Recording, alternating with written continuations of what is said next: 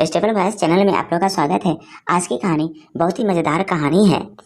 मैं टीचर के घर ट्यूशन पढ़ने के लिए जाने लगा तो मुझे पता चला कि मेरी टीचर घर में अकेली रहती है। टीचर 30 साल की जवान और बहुत खूबसूरत लड़की थी। मैं 16 साल का था। मुझे अपनी टीचर बहुत पसंद थी। सब बच्चे छुट्टी करके चले जाते, लेकिन टीचर मुझे लेट से छुट्टी देती। एक दिन ट्यूशन पढ़ने आ रहा था तो रास्ते में बहुत तेज बारिश होने लगी। मैं काफ़ी भीग चुका था। जब टीचर के घर पहुंचा तो मुझे ठंड लग रहा था। मैंने टीचर से इजाज़त मांगी तो उन्होंने कहा कि चाय पी लो फिर घर चले जाना। यह कहकर टीचर किचन में चाय बनाने चली गई। मैं मन ही मन में सोचने लगा कि टीचर अच्छी है, मेरा कितना ख्याल रखती है। 5 मिनट के बाद टीचर ने चाय लाई। मैंने चाय पी ली, लेकिन टीचर ने अपने लिए चाय ना बनाई थी।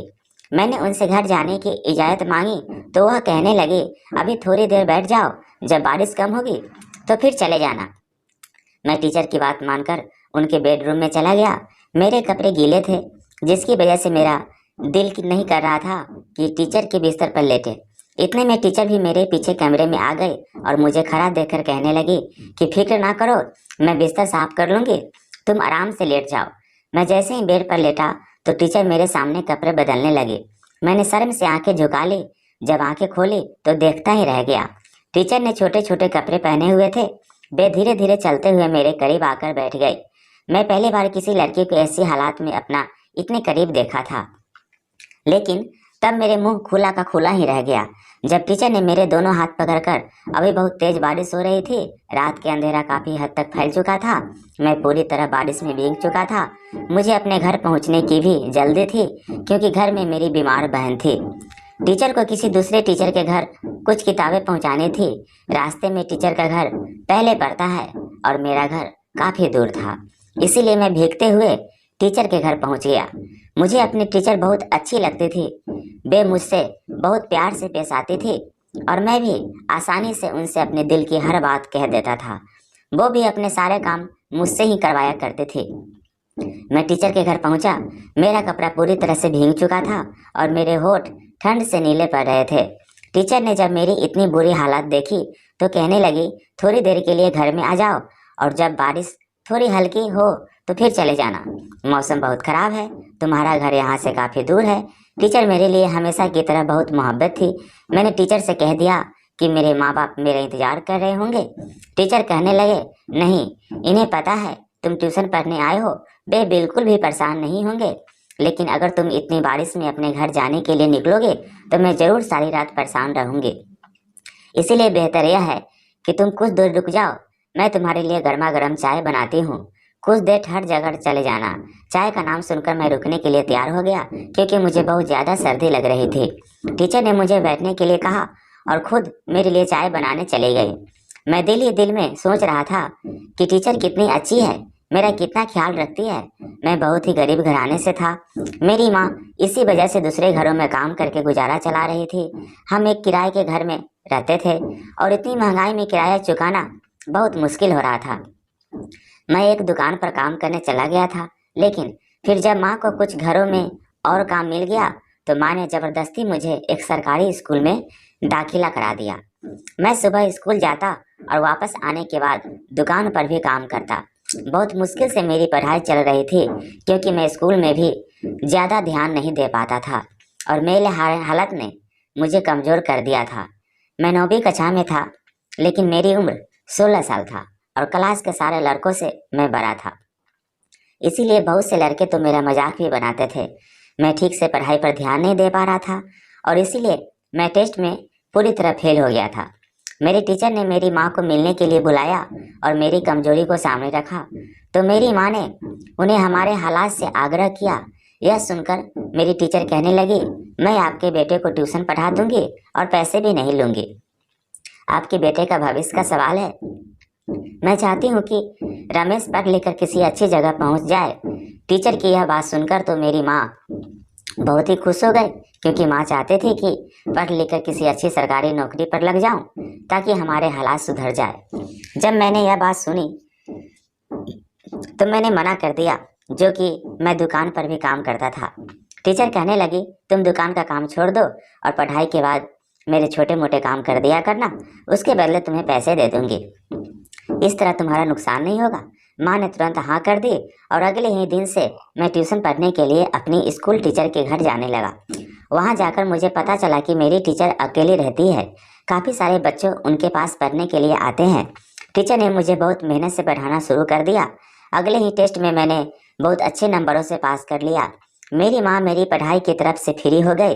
अब मैं सुबह में स्कूल जाना, दोपहर में कुछ वक्त दुकान पर बैठ जाता और फिर ट्यूशन जाता।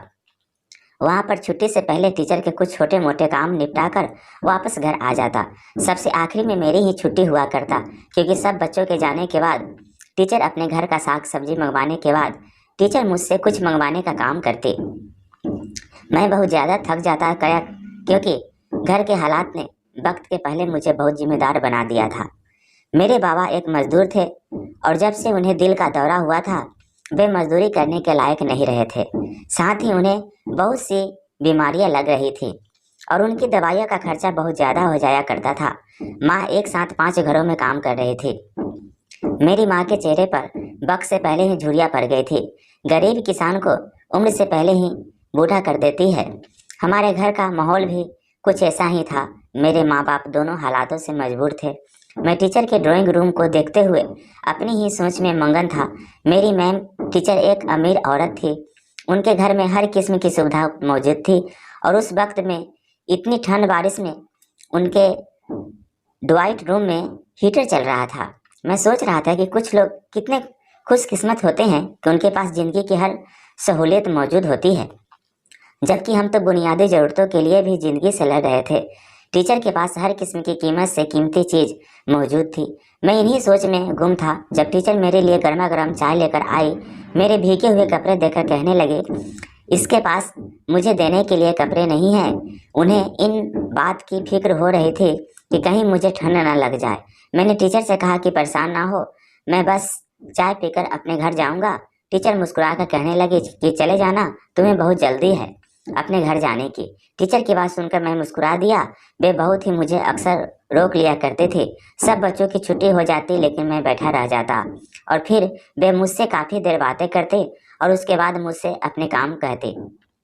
उसकी जुबान में इतनी मिठास होती कि मैं उनकी किसी बात को इनकार ही नहीं कर पाता।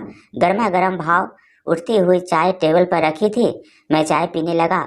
मुझे इतनी सर ठंड लग रही थी कि गर्मा गर्म चाय मेरे अंदर एक सुकून पहुंचा रही थी। मेरी चाय खत्म हो चुकी थी। टीचर अपने लिए चाय बनाकर नहीं लाई थी। चाय खत्म करते ही मैंने उससे इजाज़त मांगी तो उन्होंने यह कहकर मुझे कुछ देर और रुकने को मजबूर कर लिया कि बारिश अभी बहुत तेज हो रही है। वाकई आज अचानक इतनी तेज बारिश हो गई थी कि रुकने का तो नाम ही नहीं ले रही थी। मुझे अपने घर की भी फिक्र हुई ही सता रही थी। टीचर मेरे साथ बैठकर मुझसे बातें करने लगे और मुझे उनसे बातें करते हुए अजीब सी शर्मिंदगी का एहसास हो रहा था। शायद मैं बहुत ज़्यादा थक चुका था। टीचर मुझसे कहने लगे, तुम थोड़ी देर में मेरे कमरे में सुनकर से लेट जाओ, जैसे ही बारिश कम होगी तुम चले जाना। मेरे माँ बाप के पास फ़ोन नहीं था कि मैं उन्हें फ़ोन करके यह बात बता देता। हमारे पास तो 2 वक्त की रोटी भी मुश्किल से मिलती थी। मेरी आंखें नींद झुलने लगी थी। मैं टीचर भी की बात सुनकर उनके बेडरूम में चला गया, लेकिन गीले कपड़ों की वजह से मैं उनके बिस्तर पर नहीं लेटना चाहता था। टीचर भी मेरे पीछे कमरे में चली आई। वे कहने लगे, मैं आसानी से उनके बिस्तर से लेट सकता हूँ। मेरी हिचकसाहट देखकर टीचर कहने लगे, बिस्तर गीला होने की फिक्र ना करो, तुम आराम कर लो, बाद में यह साफ कर लूँगी। मेरे लिए एक पल भी खड़ा रहना मुश्किल हो रहा था। मैं फौरन टीचर के बेड पर लेट गया और आंखें बंद करते ही गहरी नींद में चला गया। जब मुझे होश आया तो ना जाने कितना वक्त गुजर चुका था।